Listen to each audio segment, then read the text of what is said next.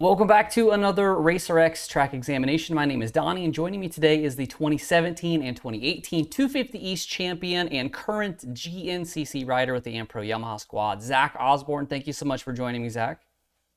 Heck yeah, dude. Thanks for having me.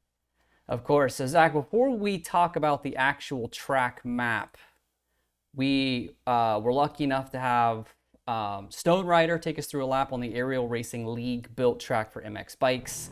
We are racing this weekend at Snapdragon Stadium, which is a brand new venue to the series and to the world, as it just opened in the fall to host the San Diego State Aztecs football program. This track features a total of 9 turns, 3 left, 6 right. We have 2 90-degree corners, 2 Steve Mathis Memorial nets, protected bull turns, 1 Supercross triple, 1 relatively long whoop section, and only a single rhythm lane that stretches the entire length of the floor. The other 8 lanes are all about half of the length of the floor.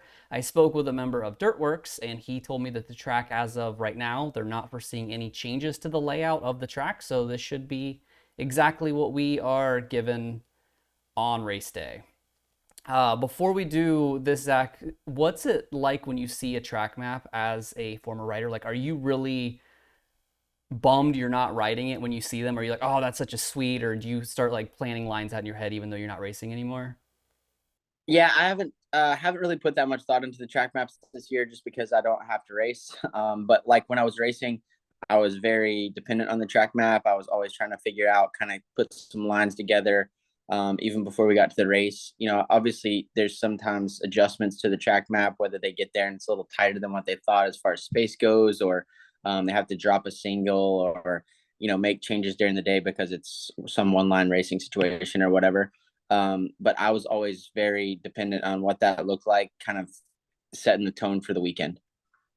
When you look at this map for San Diego, I don't know how much you've been able to look at it before, but like what's the one thing that really sticks out? Like that's a cool obstacle or that's a neat section or what have you? So to me, this one long lane down the side, there's going to be an opportunity for some big stuff in there, whether it's triple, quad, double. I think when the lanes go the distance of the whole floor, it creates some big options for the 450 guys as long as the dirt's good. Saw some footage from the Monster Jam over the weekend, which was super wet. So I think that it's going to depend a lot on what the Dirt Wurx guys have to kind of put together with. I expect something better than Anaheim, but also could be the same as, which is a little bit unfortunate, but also, the tracks get super gnarly and create some good racing for us fans. True. We have 6 bull turns this week, which is great because that's almost all of them. But which one do you think is going to be the bull turn that's going to make for the most amount of passing opportunities? I think the one after the whoops before the finish line, just because whoops you can create big runs in, and get make a good attack there. Whereas if you try it in the one after the start in the rhythm lane, you risk, if you touch the guy, you risk not being able to jump that section, whatever it ends up being. So yeah, there's quite a few passing opportunities on this track, just us looking at it. But at the same time, you might get there and there's only one corner that you can really make a big move in. First Dragons back of the year will be this weekend. I know this is a pretty controversial obstacle. Do you feel like it's more dangerous than it's worth, or is it kind of just like a narrative that's been blown out of proportion? As a short guy, I'm not a Dragon fan.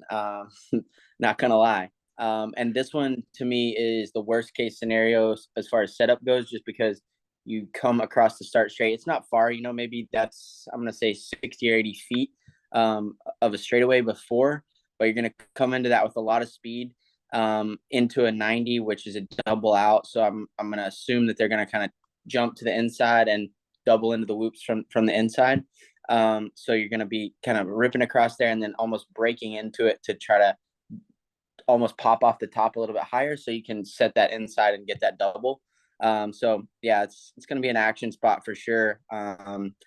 Whether or not I'm a Dragon fan or they're worth the risk. I'm not a Dragon fan. Like I said, I'm a short guy and I've seen plenty of this action on my days of Dragon backing. So I it's a necessary evil, I think, just because it is a big part of Supercross and a gnarly obstacle. I think that they're worse when they build them mellow because we tend to like not respect them as much when they're gnarly and hard. You're like, okay, this thing is gonna eat me if I'm not careful. Um, Whereas when they're small, you try to attack them and then they end up eating you anyways. Like um, the one that sticks out in my mind the most is the one that Coop crashed on in 2020 at Dallas. That one was super mellow, like really, really easy. And we were all like wheeling the top one or attacking it differently. And yeah, it was sketchy. So the flat turn across the start straight comes out pretty far near that start gate, and I imagine that turn is going to get a little bit ruddy as the night goes out, and it's going to be right in front of the gate. How much of an impact do you think that's going to have on your gate choice or how you handle the start at all? First of all, I don't really know how they're gonna regulate that corner. Um, I'm assuming with like, the things that they move for like the mechanics area. So I don't know if the mechanics are gonna stand on the opposite side of that, or I don't know how they're gonna manage that. But normally when there is some sort of thing like this where the track crosses the start in sort of a crucial spot, they will prep it, especially before the mains. They'll make sure that that's good and flat. It's hard to do it between every heat race, but I think that if you can get in a spot, obviously, according to this and the way that it looks on here, the the very center like 5 gates are going to be the worst in terms of where the berm and stuff is going to be. And I think that that could impact some gate picks throughout the night, just how soft that's going to be or how hard it's going to be. I know when I've been in those situations, I always try to pick somewhere where I feel is going to be the most firm going off the gate. And I think that that's going to affect it a lot. Okay. This is a brand new stadium is fantastic, but it does suck to lose Petco from the schedule, as now we're down to just 2 baseball stadiums left, and Oakland obviously is kind of in jeopardy. Did you have a preference when you were racing towards the baseball shape or the more football stadium layouts? I like the tighter stuff better. So for me, football stadiums were better.